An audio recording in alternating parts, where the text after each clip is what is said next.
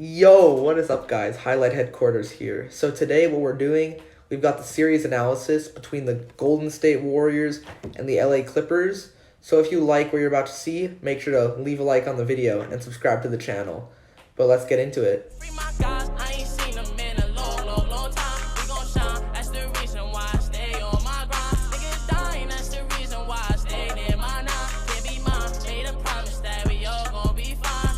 Okay, guys, so before we start this, I just want to address something. If you guys can see, I'm wearing this Lakers jersey, number 24, Kobe jersey. This is not my jersey. It's actually my older brother's jersey. It just doesn't fit him anymore. I'm not a Lakers fan. I'm actually a Bulls fan. I just wanted to tell you guys that. But anyway, let's get going. So in most cases, you can really tell how a series is going to play out just by looking at the first game. Or in this case of the Warriors versus the Clippers, you can tell just by looking at the seeding. The Warriors of Golden State were the clear frontrunner with the number 1 seed, and they played against the LA Clippers, who were the number 8 seed, who just barely squeezed through with a playoff spot. And honestly, if your first round matchup is against this Warriors team, then it might be in your best interest to just miss the playoffs altogether, because we all know that no number 8 seed is going to be able to defeat this dominant super team. But anyway, the Warriors won Game 1 by 17 points, and the final score was 121 to 104. Lou Williams of the Clippers had 25 points and 9 assists, and Montrezl Harrell had 26 points. For the Warriors, this was pretty much just a dominant game. Stephen Curry had 38 points, 15 assists, and 7 rebounds, which also meant that he had a double-double. Kevin Durant had 23 points, and Draymond Green had 17 points and 8 rebounds. When it came to this game, there was really only 2 key events. One of them was Stephen Curry scoring 8 three-pointers during the contest, and the other was just the fight and ejections of Kevin Durant and Patrick Beverley. Boring! Now, Game 2 was a complete shock. The Clippers stunned the Warriors and ended up beating them 135 to 131 to tie the series at 1.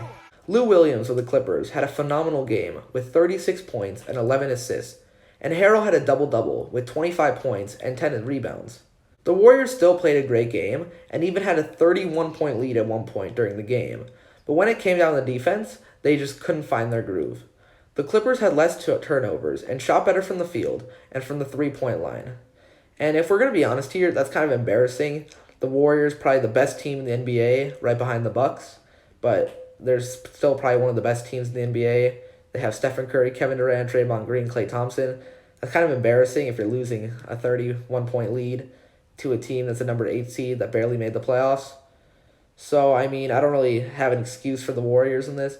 I guess it's just that they really didn't play well towards the end of the game, and they really need to step up if they want to have a chance of winning the championship again.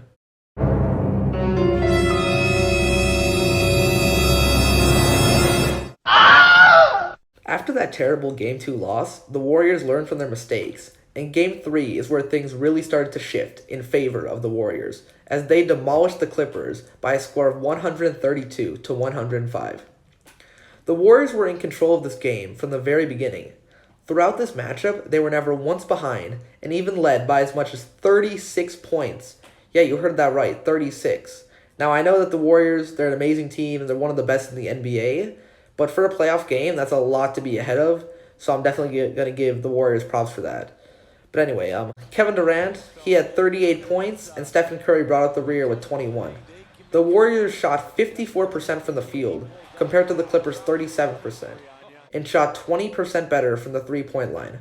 Overall, Game 3 was an embarrassment for the Clippers, which set up a pretty good representation of what was going to happen throughout the rest of the series. Game 4 showed that the Clippers still had some life left in them. The Clippers shot better from the three-point line, but lost to the Warriors in every other category. Shai Alexander, with 25 points, along with the rest of the Clippers, put up a good fight, but were no match for Kevin Durant's 33 points, Klay Thompson's 32 points, and Stephen Curry's double-double. The Warriors won this game 113 to 105, which created a 3-1 lead in the series. But as we all know, a couple of years ago, the Warriors blew a 3-1 lead, so we'll just have to wait and see what ends up happening.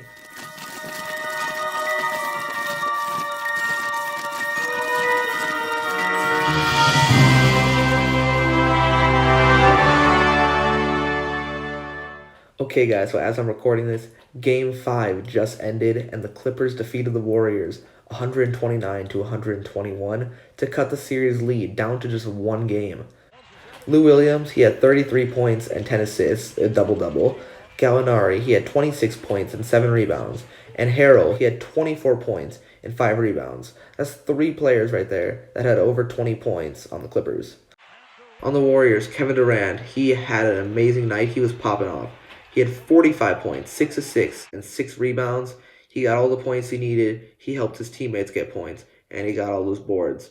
Stephen Curry, he got 24 points, and Klay Thompson almost had the same amount. He ended up with 22 points on the night. The Clippers shot 92% from the free throw line, compared to the Warriors' 90%, but it's pretty close enough that it ended up being equal. Not a big deal. The three-point percentage was also pretty much the same. They were each at about 38% from the three-point line. But the big game changer, this decided the entire game, that was the field goal percentage. The Clippers, they shot 54% from the field, and the Warriors just weren't able to make any shots today. They could only shoot 38% from the field. This is definitely the main reason why the Clippers were able to capitalize on this game and cut the series deficit to only one game. Okay, guys, so here we are with Game 6. Now, Game 6 was all Warriors. They were up 72 to 53 at halftime, and most of that was because of Kevin Durant.